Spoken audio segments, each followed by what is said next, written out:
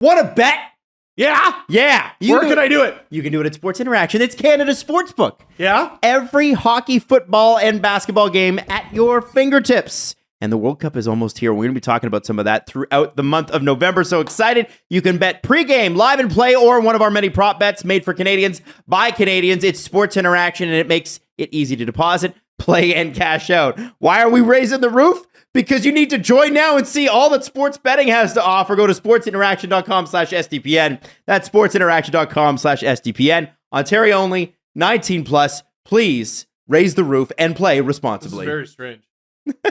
I think something that's come up, and if you're Leafs fans, if you're listening to this, you're a Leaf fan, you know exactly what we're talking about here. Dallas fans experienced it this week, and it's the fact that if one thing goes wrong, because the cap hasn't gone up in such a long time here, like really gone up significantly, you're going to be in trouble in terms of trying to replace injured players.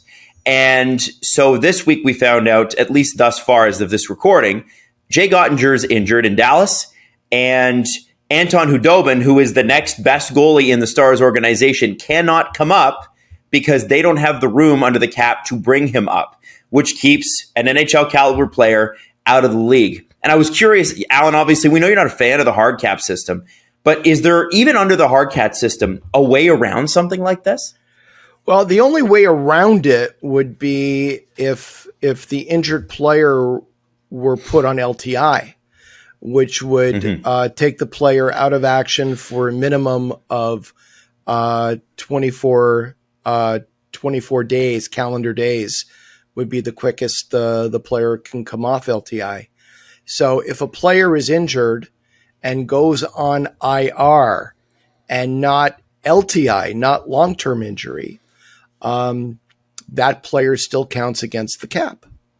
And that's the window where players could get, teams could get into a lot of trouble.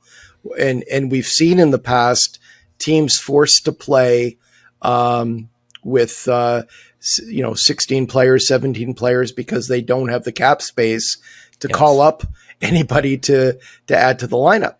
And it's one of the many reasons I think Gary's triple hard cap system is the worst system, not just for players. People will roll their eyes and say there is another greedy agent just looking for more money for his players and bigger commissions, and that's why Allan Walsh.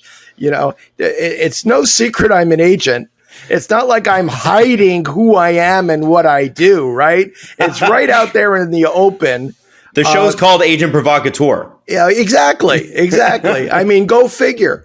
But my disdain with the salary cap is really more to do with it's not good for the game. It's not good for the sport. Is it the best players on one team versus the best players on another team?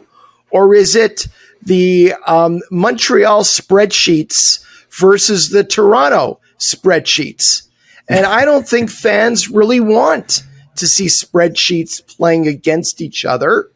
I think they want to see best on best. And the cap has restricted the ability of teams to go out and sign players.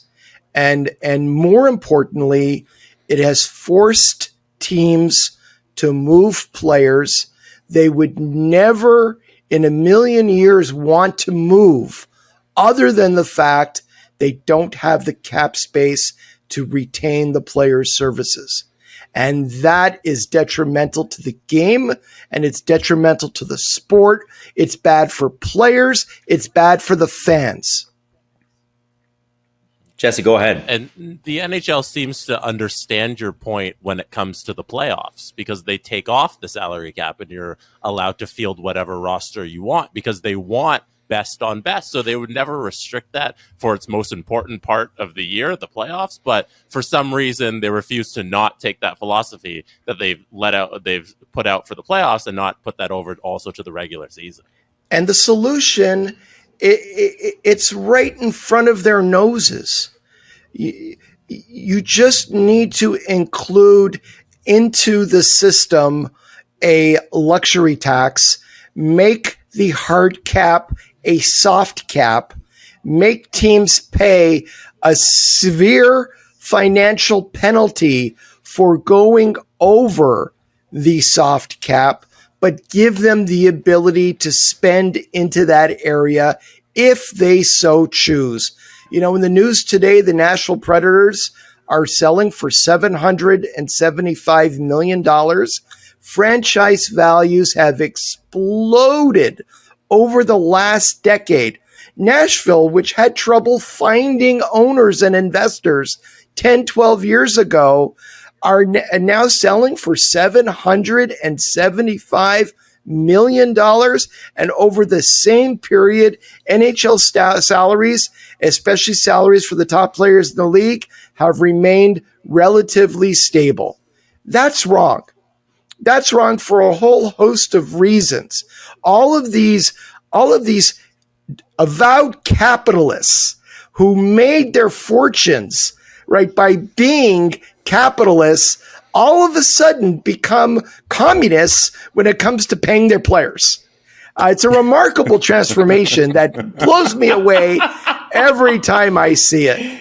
Well, it's the duality of man, Allan.